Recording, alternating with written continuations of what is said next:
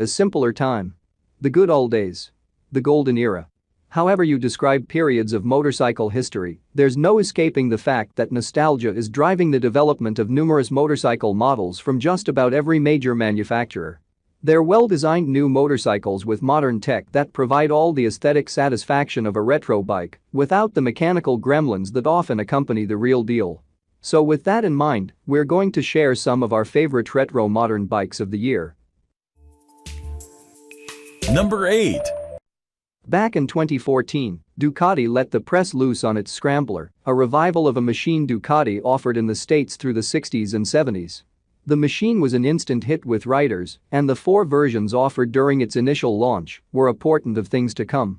Now, there are twice as many versions available in different styles and displacements, and an entire lifestyle brand has been cultivated around the Scrambler. It's a highly customizable machine with decidedly modern tech, but it retains a classic look that is appealing without feeling overdone. Number 7.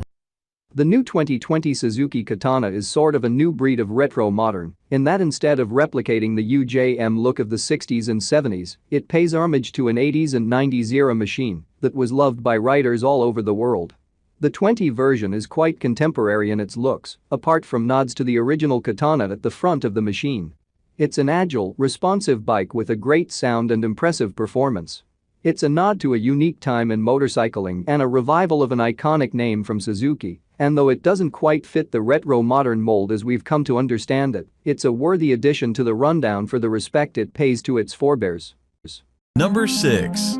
The Indian Scout is a little out of place on this list because it's not necessarily trying to replicate the retro look unless you get a hold of one of the 100th anniversary editions. But it's a heritage name from a heritage brand that has an undeniably influential place in motorcycling history. The latest version of this memorable machine provides decidedly modern power and performance, standing up to its competition in the segment with grace as a neutral, compact, and infinitely manageable motorcycle. Number 5. Moto Guzzi's V7 line is like a living time capsule, a model which traces its roots back to the late 60s in Italy. The V7 Racer is a gorgeous example of what Guzzi is doing right with this long heritage. It's a breathtaking machine, with looks and personality to spare. You will get a bit more of an authentic heritage ride experience than you will on some of the more modernized models we've already reviewed, but that has a certain appeal to some riders that prize character over contemporary refinement. Number 4. Royal Enfield has stepped up its game lately, and the latest Continental GT is a prime example of how engine and design enhancements have made its models more attractive to riders. The updated 648cc is more powerful and efficient, the 6-speed gearbox accords with what contemporary riders expect, modern braking and suspension packages provide a more refined feel on the road. It's a simple yet dialed machine. Styling is definitely nostalgic, and the base $5,999 MSRP is hugely attractive. Number 3. BMW has achieved something unique with its forthcoming R18 Cruiser. The company has simultaneously paid homage to design elements of its past while also writing a new chapter in the brand's history. The massive 1,802cc flat twin engine was designed with elements derived from some of its earliest boxer engines, and the looks of the bike are decidedly nostalgic from the wide backswept bars to the tank to the bobber styling of the tail section. It's packed with BMW tech, but retains the clean finish of an uncluttered retro bike. The new chapter bit comes from the fact that it's the first large-bore cruiser to roll off BMW's line. This creative reworking of heritage elements into a brand new package and platform make the R18 unique among retro moderns.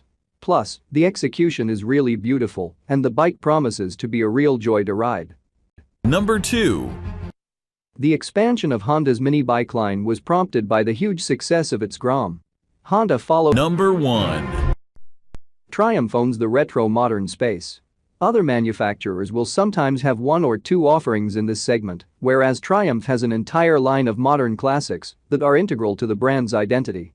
The Bonneville T120 is a flagship of this line and a great model to start this rundown with because it embodies the best of what a retro modern can be. Its authentic style is enhanced by impeccable build quality, making it more than just a pretty face. It packs a modern, liquid-cooled 1,200cc parallel twin that pulls hard. Handling is light and responsive, brakes are better than average, and its more modern elements are cleverly integrated into the design of the bike to keep it looking as authentically retro as possible. It's a fantastic example of what retro moderns aim to be.